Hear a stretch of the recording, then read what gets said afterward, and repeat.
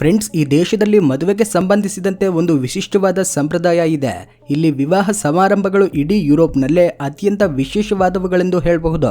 ಯಾಕಂದ್ರೆ ಇವರು ಇಂದಿಗೂ ತಮ್ಮ ಪುರಾತನ ವಿಧಾನಗಳನ್ನ, ಸಂಸ್ಕೃತಿಗಳನ್ನ ಪಾಲಿಸುತ್ತಾನೆ ಮದುವೆಗಳನ್ನ ಮಾಡಿಕೊಳ್ತಾರೆ.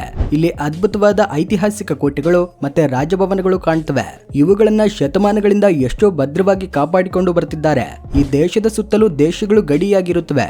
ಇದರಿಂದ ಯಾವುದೇ ದಿಕ್ಕಿನಲ್ಲೂ ಸಮುದ್ರವಿರೋದಿಲ್ಲ. ಆದರೂ ಇದು ಪ್ರಕೃತಿ ಪರವಾಗಿ ಮತ್ತೆ ಸಂಸ್ಕೃತಿ ಪರವಾಗಿ ಎಷ್ಟೋ ಸುಂದರವಾಗಿದೆ. ಈ ದೇಶದ ರಾಜಧಾನಿ ಎರಡೂ ದೇಶಗಳ ಗಡಿಗಳನ್ನ ಮುಟ್ಟುತ್ತದೆ. ಅಷ್ಟೇ ಅಲ್ಲದೆ ಇಲ್ಲಿ ನಿಮಗೆ ಯುರೋಪ್ನಲ್ಲಿಯೇ ಅತಿ ಉದ್ದವಾದ ನದಿ ಹರಿಯುತ್ತಾ ಕಾಣ್ತದೆ. ಇಲ್ಲಿ ಪುರುಷರಿಗಿಂತ ಮಹಿಳೆಯರ ಸಂಖ್ಯೆ ಬಹಳ ಹೆಚ್ಚಾಗಿರುತ್ತೆ. ಹಾಗೇನೆ ಇಲ್ಲಿಯ ಮಹಿಳೆಯರು ಸಾಮಾನ್ಯಕ್ಕಿಂತ ಬಹಳ ಎತ್ತರವಾಗಿರ್ತಾರೆ. ಈ ದೇಶದಲ್ಲಿ ಪ್ರಪಂಚದಲ್ಲಿಯೇ ಅತ್ಯಂತ ಎತ್ತರದಲ್ಲಿರುವ ಗುಹೆಗಳು ಸಹ ನಿಮಗೆ ಕಾಣ್ತವೆ. ಸೊ ಫ್ರೆಂಡ್ಸ್, ಈ ಸುಂದರವಾದ ದೇಶವೇ ಸ್ಲೋವೇಕಿಯಾ. ಈ ದೇಶದಲ್ಲಿನ ಅದ್ಭುತವಾದ ವಿಷಯಗಳು, ಚರಿತ್ರೆ, ಸಂಸ್ಕೃತಿ, ಕೋಟೆಗಳು ಮತ್ತೆ ಆಹಾರದ ಅಭ್ಯಾಸಗಳ ಬಗ್ಗೆ ಈ ವಿಡಿಯೋದಲ್ಲಿ ತಿಳ್ಕೊಳ್ಳೋಣ. ಸ್ಲೋವೇಕಿಯಾ ಎಂದ್ರೆ ಒಂದು ಅದ್ಭುತವಾದ ಮತ್ತೆ ಆಕರ್ಷಣೀಯವಾದ ಯುರೋಪ್ ದೇಶ. ಇದು ಯುರೋಪ್ ನಕ್ಷೆಯಲ್ಲಿ ಮಧ್ಯಭಾಗದಲ್ಲಿರುವ ಒಂದು ಲ್ಯಾಂಡ್ ಲಾಕ್ಡ್ ದೇಶ. ಅಂದ್ರೆ ಇದಕ್ಕೆ ಸಮುದ್ರ ತೀರಗಳಿಲ್ಲ ಮತ್ತೆ ಎಲ್ಲಾ ಕಡೆಗಳಿಂದ ಇತರ ದೇಶಗಳು ಸುತ್ತುವರೆದಿವೆ. ಇದರ ಪಕ್ಕದ ದೇಶಗಳಲ್ಲಿ ಪಶ್ಚಿಮಕ್ಕೆ ಆಸ್ಟ್ರಿಯಾ, ದಕ್ಷಿಣಕ್ಕೆ ಹಂಗೇರಿ, ಪೂರ್ವಕ್ಕೆ ಉಕ್ರೇನ್ ಮತ್ತೆ ನೈಋತ್ಯ ದಿಕ್ಕಿನಲ್ಲಿ ಚೆಕ್ ರಿಪಬ್ಲಿಕ್ ಇವೆ. ಇನ್ನು ಇದರ ವಿಸ್ತೀರ್ಣದ ಬಗ್ಗೆ ನೋಡಿದ್ರೆ ಸ್ಲೋವಾಕಿಯಾ ಸುಮಾರು 49,035 ಚದರ ಕಿಲೋಮೀಟರ್ಗಳಲ್ಲಿ ಹರಡಿದೆ. ಪ್ರಪಂಚದ ದೇಶಗಳಲ್ಲಿ ಇದು ವಿಸ್ತೀರ್ಣದ ಪರವಾಗಿ ಸುಮಾರು 130ನೇ ಸ್ಥಾನದಲ್ಲಿ ನಿಲ್ತದೆ. ಜನಸಂಖ್ಯೆ ವಿಷಯಕ್ಕೆ ಬಂದ್ರೆ ಈ ದೇಶದಲ್ಲಿ ಸುಮಾರು 54 ಲಕ್ಷ ಜನರು ವಾಸವಿದ್ದಾರೆ. ಸ್ಲೋವಾಕಿಯಾ ಜನಸಂಖ್ಯೆಯಲ್ಲಿ ಧಾರ್ಮಿಕ ವಿಭಜನೆಯು ವಿಶಿಷ್ಟವಾಗಿರುತ್ತೆ. ಸುಮಾರು 70% ಜನರು ಕ್ರೈಸ್ತ ಧರ್ಮದ ವಿವಿಧ ಶಾಖೆಗಳನ್ನು ಅನುಸರಿಸುತ್ತಾರೆ. 2% ಜನರು ಹಿಂದೂ, ಮುಸ್ಲಿಂ, ಬೌದ್ಧ ಮತ್ತೆ ಯಹೂದಿ ಧರ್ಮಗಳಿಗೆ ಸೇರಿದವರಿದ್ದಾರೆ. ಉಳಿದ 28% ಜನರು ಯಾವುದೇ ಧರ್ಮವನ್ನ ಅನುಸರಿಸದ ನಾಸ್ತಿಕರು ಅಥವಾ ಆಗ್ನೇಯವಾದಿಗಳಿದ್ದಾರೆ. ಲಿಂಗ ನಿಷ್ಪತ್ತಿ ವಿಷಯಕ್ಕೆ ಬಂದ್ರೆ ಈ ದೇಶದಲ್ಲಿ ಮಹಿಳೆಯರ ಸಂಖ್ಯೆ ಪುರುಷರಿಗಿಂತ ಸ್ವಲ್ಪ ಹೆಚ್ಚಾಗಿದೆ. ಸುಮಾರು 48% ಪುರುಷರಿದ್ದಾರೆ, 52% ಮಹಿಳೆಯರಿದ್ದಾರೆ. ಒಟ್ಟಾರೆಯಾಗಿ ಸ್ಲೋವಾಕಿಯಾ ತನ್ನ ಭೌಗೋಳಿಕ ಸ್ಥಾನ, ಜನಸಂಖ್ಯೆಯ ನಿರ್ಮಾಣ ಮತ್ತೆ ಸಾಂಸ್ಕೃತಿಕ ವೈವಿಧ್ಯತೆಯೊಂದಿಗೆ ವಿಶಿಷ್ಟ ಗುರುತಿನೊಂದಿಗೆ ನಿಲ್ಲುತ್ತದೆ. ಸ್ಲೋವೇಕಿಯಾದಲ್ಲಿ ಸಾರಿಗೆ ವ್ಯವಸ್ಥೆ ಬಹಳ ಚೆನ್ನಾಗಿರುತ್ತೆ. ವಿಶೇಷವಾಗಿ ಈ ದೇಶದ ರೈಲು ಪ್ರಯಾಣದ ಬಗ್ಗೆ ಹೇಳಬೇಕು. ಯಾಕಂದ್ರೆ 26 ವರ್ಷಗಳಿಗಿಂತ ಕಡಿಮೆ ವಯಸ್ಸಿನ ವಿದ್ಯಾರ್ಥಿಗಳಿಗೆಲ್ಲ ಮತ್ತೆ 62 ವರ್ಷಗಳಿಗಿಂತ ಹೆಚ್ಚು ವಯಸ್ಸಿನ ವೃದ್ಧರಿಗೆಲ್ಲ ಇಲ್ಲಿ ರೈಲು ಪ್ರಯಾಣ ಸಂಪೂರ್ಣ ಉಚಿತ.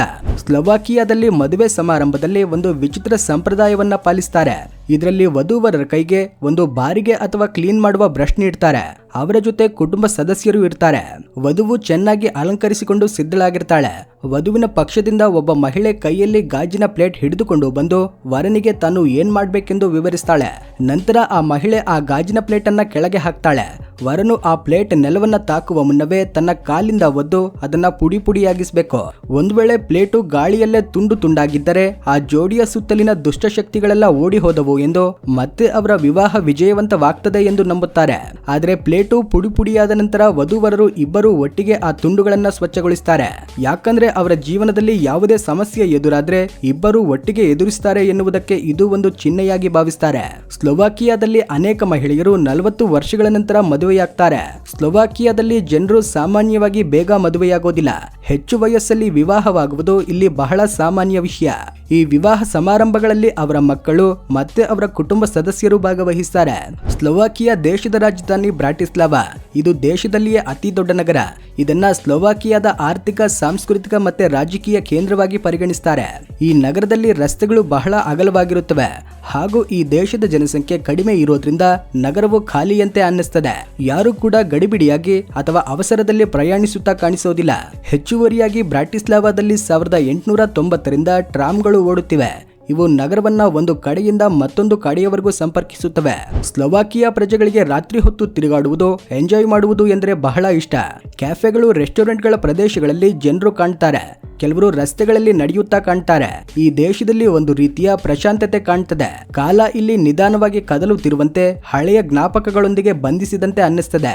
ಇಲ್ಲಿಯ ಜನರು ಸ್ಲೋವಾಕ್ ಭಾಷೆಯನ್ನ ಮಾತನಾಡ್ತಾರೆ. ಇಲ್ಲಿ ಇಂಗ್ಲಿಷ್ ತಿಳಿದವರು ಬಹಳ ಕಡಿಮೆ.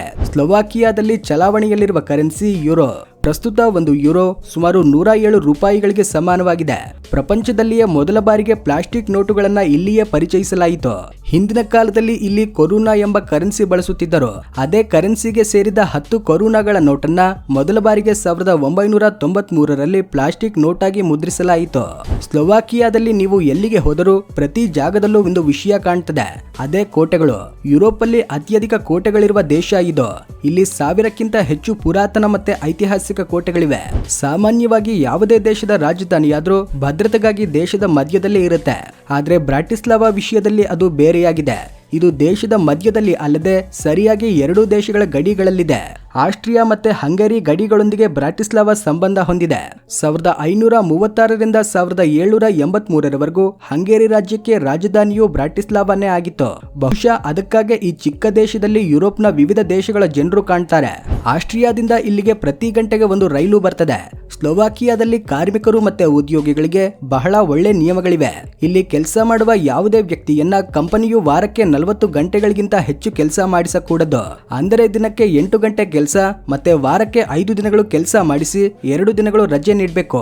ಇಷ್ಟೇ ಅಲ್ಲದೆ ಈ ದೇಶದಲ್ಲಿ ಪ್ರತಿ ಉದ್ಯೋಗಿಗೆ ತಿಂಗಳಿಗೆ ಕನಿಷ್ಠ 500 ಯುರೋಗಳ ವೇತನ ನೀಡಬೇಕು ಎಂಬ ಕಾನೂನು ಇದೆ.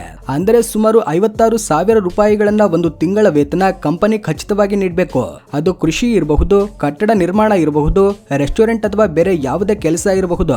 ಸ್ಲೋವಾಕಿಯಾದಲ್ಲಿ ಕೇವಲ ಒಂದೇ ಒಂದು ಮಸೀದಿ ಇದೆ ಎಂದು ತಿಳಿದ್ರೆ ನೀವು ಖಂಡಿತವಾಗಿಯೂ ಆಶ್ಚರ್ಯ ಪಡ್ತೀರಾ. ಅದು ಕೂಡ ಕೆಲ ವರ್ಷಗಳ ಹಿಂದೆಗೆ ನಿರ್ಮಿಸಲಾಗಿದೆ. ಇದು ಬಹಳ ಚಿಕ್ಕದಾಗಿರುತ್ತೆ. ಇದು ಕೋಸಿಸ್ ನಗರದಲ್ಲಿದೆ. 2007ರವರೆಗೂ ಸ್ಲೋವಾಕಿಯಾ ಇಡೀ ಯುರೋಪ್ನಲ್ಲೇ ಒಂದು ಮಸೀದಿಯೂ ಇಲ್ಲದ ಏಕೈಕ ದೇಶವಾಗಿತ್ತು. ಆದ್ರೆ 2007ರಲ್ಲಿ ಮೊದಲ ಬಾರಿಗೆ ರಾಜಧಾನಿ ಬ್ರಾಟಿಸ್ಲಾವಾದಲ್ಲಿ ಇಸ್ಲಾಮಿಕ್ ಸೆಂಟರ್ ಅನ್ನ ಪ್ರಾರಂಭಿಸಲಾಯಿತು. ವಾಸ ಮಾಡುವುದಕ್ಕೂ ಈ ದೇಶ ಬಹಳ ಸುರಕ್ಷಿತವಾಗಿರುತ್ತೆ. ಇಲ್ಲಿ ಅಪರಾಧಗಳು ಬಹಳ ಕಡಿಮೆಯಾಗಿ ನಡೆಯುತ್ತವೆ. ಆಸ್ತಿಗಳ ವಿಷಯದಲ್ಲಿ ಆಗಾಗ ಕೆಲ ಮೋಸಗಳು ನಡೆಯಬಹುದು, ಆದ್ರೆ ಉಳಿದ ವಿಷಯಗಳಲ್ಲಿ ಪೂರ್ಣ ಸುರಕ್ಷಿತ. ಅದಕ್ಕಾಗಿ ಪ್ರಪಂಚದ 4 ಮೂಲೆಗಳಿಂದ ಜನರು ಇಲ್ಲಿಗೆ ಕೆಲಸಕ್ಕಾಗಿ ಬರ್ತಾರೆ. ನಿಮಗೆ ಈ ದೇಶದಲ್ಲಿ ಭಾರತೀಯರು ಮತ್ತೆ ಭಾರತೀಯ ರೆಸ್ಟೋರೆಂಟ್ಗಳು ಕಾಣಿಸುತ್ತವೆ. ಕೊನೆಗೆ ಅಫ್ಘಾನಿಸ್ತಾನ್ ಪ್ರಜೆಗಳು ಮತ್ತೆ ಅವರ ರೆಸ್ಟೋರೆಂಟ್ಗಳು ಕಾಣಿಸುತ್ತವೆ. ಯುರೋಪ್ನ ಇತರ ದೇಶಗಳಂತೆಯೇ ಸ್ಲೋವಾಕಿಯಾ ಸಹ ಬಹಳ ತಣ್ಣಗಿನ ದೇಶ. ಇಲ್ಲಿ ನೋಂದಾಯಿತ ಅತ್ಯಂತ ಬಿಸಿ ದಿನದ ದಾಖಲೆ 76 ವರ್ಷಗಳ ಹಿಂದಿನದ್ದು. 1950 ಜುಲೈ 5ರಂದು ಸ್ಲೋವಾಕಿಯಾದಲ್ಲಿ 39.8 ಡಿಗ್ರಿ ಸೆಲ್ಸಿಯಸ್ ಉಷ್ಣತೆ ನೋಂದಾಗಿತ್ತು. ಅದು ಇಲ್ಲಿಯವರೆಗೂ ಇಲ್ಲಿನ ಅತ್ಯಧಿಕ ಉಷ್ಣತೆ. ಅಷ್ಟು ಉಷ್ಣತೆ ನಮ್ಮ ದೇಶದಲ್ಲಿ ಬೇಸಿಗೆಯಲ್ಲಿ ದಿನ ಕಾಣಿಸುತ್ತೆ. ಇನ್ನು ಅತ್ಯಂತ ತಣ್ಣಗಿನ ದಿನದ ವಿಷಯಕ್ಕೆ ಬಂದ್ರೆ ಇಲ್ಲಿ ಉಷ್ಣತೆ -40 ಡಿಗ್ರಿಗಳವರೆಗೂ ಕುಸಿದ ಸಂದರ್ಭಗಳಿವೆ. ಸ್ಪಿಸ್ ಕ್ಯಾಸಲ್ ಎನ್ನುವುದು ಸ್ಲೋವಾಕಿಯಾದಲ್ಲಿನ ಅತಿ ದೊಡ್ಡ ಮತ್ತೆ ಅತ್ಯಂತ ಪ್ರಸಿದ್ಧ ಕೋಟೆಗಳಲ್ಲಿ ಒಂದು. ಇದು ಯುನೆಸ್ಕೋ ವರ್ಲ್ಡ್ ಹೆರಿಟೇಜ್ ಸೈಟ್ ಕೂಡ ಆಗಿದೆ. ಇದು ಪೂರ್ವ ಸ್ಲೋವಾಕಿಯಾದಲ್ಲಿನ ಸ್ಪಿಸ್ ಪ್ರದೇಶದಲ್ಲಿದೆ. ಈ ಕೋಟೆಯನ್ನ 12ನೇ ಶತಮಾನದಲ್ಲಿ ನಿರ್ಮಿಸಲಾಗಿದೆ. ಇದು ಮಧ್ಯಯುಗದ ವಾಸ್ತುಶಿಲ್ಪಕ್ಕೆ ಒಂದು ಸಜೀವ ಉದಾಹರಣೆ. ಇದು ಚಿಕ್ಕ ಕೋಟೆಯಲ್ಲ, ಸುಮಾರು 41,426 ಚದರ ಕಿಲೋಮೀಟರ್ಗಳಲ್ಲಿ ವಿಸ್ತರಿಸಿದೆ. ಹಂಗೇರಿ ಸಾಮ್ರಾಜ್ಯ ಕಾಲದಲ್ಲಿ ಶತ್ರುಗಳಿಂದ ರಕ್ಷಣೆಗಾಗಿ ಇದನ್ನ ಎತ್ತರದ ಬೆಟ್ಟದ ಮೇಲೆ ನಿರ್ಮಿಸಲಾಯಿತು. 1993ರಲ್ಲಿ ಇದಕ್ಕೆ ಯುನೆಸ್ಕೋ ಗುರುತಿಸುವಿಕೆ ದೊರೆಯಿತು. ಕೋಟೆಯ ಒಳಗೆ ಒಂದು ಮ್ಯೂಸಿಯಂ ಇದೆ. ಅಲ್ಲಿ ಮಧ್ಯಯುಗದ ಆಯುಧಗಳು, ಕವಚಗಳು ಪ್ರದರ್ಶನಕ್ಕೆ ಇಡಲಾಗಿದೆ. ಕೋಟೆಯ ಗೋಡೆಗಳ ಮೇಲಿಂದ ಸುತ್ತಲಿನ ಬೆಟ್ಟಗಳು, ಕಣಿವೆಗಳ ಸೌಂದರ್ಯವನ್ನ ನೋಡಬಹುದು. ಡ್ರ್ಯಾಗನ್ ಹಾರ್ಟ್, ದಿ ಲಾಸ್ಟ್ ಲೆಜಿಯನ್ ಅಂತಹ ಅಂತಾರಾಷ್ಟ್ರೀಯ ಸಿನಿಮಾಗಳು, ಟಿವಿ ಶೋಗಳ ಶೂಟಿಂಗ್ ಇಲ್ಲಿ ನಡೆದಿದೆ. ಈ ದೇಶದಲ್ಲಿ ಮತ್ತೊಂದು ಸುಂದರವಾದ ಕೋಟೆ ಬೊಯೋಜ್ನಿಸ್ ಕ್ಯಾಸಲ್. ಇದು ಪಶ್ಚಿಮ ಸ್ಲೋವಾಕಿಯಾದಲ್ಲಿನ ಬೊಯೋಜ್ನಿಸ್ ನಗರದಲ್ಲಿದೆ. ಇದು ಒಂದು ಅದ್ಭುತವಾದ ಕಥೆಯಲ್ಲಿನ ರಾಜಭವನದಂತೆ ಕಾಣ್ತದೆ.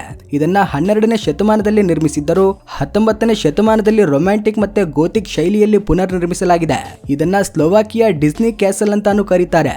ಯಾಕಂದ್ರೆ ಇದರ ರೂಪ ಡಿಸ್ನಿ ಲೋಕೋದಲ್ಲಿನ ಕೋಟೆಯನ್ನ ಹೋಲುತ್ತದೆ. ಪ್ರತಿ ವರ್ಷ ಮೇ ತಿಂಗಳಲ್ಲಿ ಇಲ್ಲಿ international central festival of ghost and spirit ನಡೆಯುತ್ತೆ. ಈ ಸಮಯದಲ್ಲಿ ದೆವ್ವಗಳ ಕಥೆಗಳನ್ನ ನಾಟಕಗಳಾಗಿ ಪ್ರದರ್ಶಿಸುತ್ತಾರೆ. ಕೋಟೆಯ ಒಳಗೆ ಕಲಾಖಂಡಗಳು, ಫರ್ನಿಚರ್ ಇರುವ ಮ್ಯೂಸಿಯಂ ಮತ್ತೆ ಸಹಜವಾಗಿ ಸಿದ್ಧವಾದ ಸುಣ್ಣದ ಗುಹೆ ಇದೆ. ರಾಜಧಾನಿ ಬ್ರಾಟಿಸ್ಲಾವಾದಲ್ಲಿರುವ ಈ ಕೋಟೆ ಅತ್ಯಂತ ಪ್ರಸಿದ್ಧವಾದದ್ದು. ಇದು 9ನೇ ಶತಮಾನದಲ್ಲಿ ನಿರ್ಮಿಸಲ್ಪಟ್ಟಿದೆ. 11ನೇ ಶತಮಾನದಲ್ಲಿ ಹಂಗೇರಿ ರಾಜರು ಇದನ್ನ ವಿಸ್ತರಿಸಿ ಬಲಪಡಿಸಿದರು.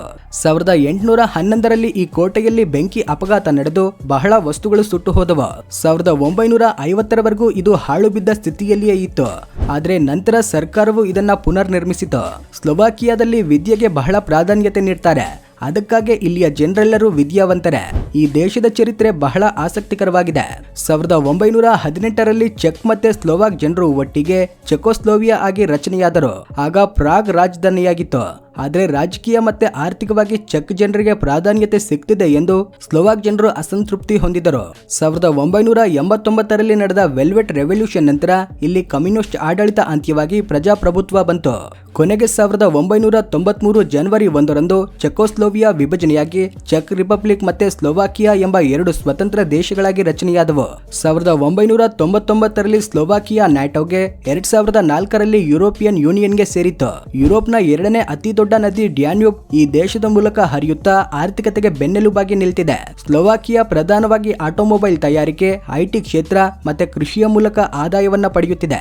ಪ್ರತಿ ವರ್ಷ ಸುಮಾರು 50 ಲಕ್ಷ ಪ್ರವಾಸಿಗರು ಈ ದೇಶವನ್ನ ಸಂದರ್ಶಿಸುತ್ತಾರೆ. ಇದರಿಂದ ಪ್ರವಾಸೋದ್ಯಮ ಕ್ಷೇತ್ರದ ಮೂಲಕ ಕೋಟ್ಯಾಂತರ ಡಾಲರ್ಗಳನ್ನ ಗಳಿಸುತ್ತೆ ಈ ದೇಶ. ಸೊ ನೋಡಿದ್ರಲ್ವಾ ಫ್ರೆಂಡ್ಸ್, ಸ್ಲೋವಾಕಿಯಾ ದೇಶದ ವಿಶೇಷತೆಗಳನ್ನ. ಈ ವಿಡಿಯೋ ನಿಮಗೆ ಇಷ್ಟವಾಗಿದ್ರೆ ಲೈಕ್ ಮಾಡಿ, ಶೇರ್ ಮಾಡಿ, ನಮ್ಮ ಚಾನಲ್ಗೆ ಸಬ್ಸ್ಕ್ರೈಬ್ ಮಾಡ್ಕೊಳ್ಳಿ. Thanks for watching.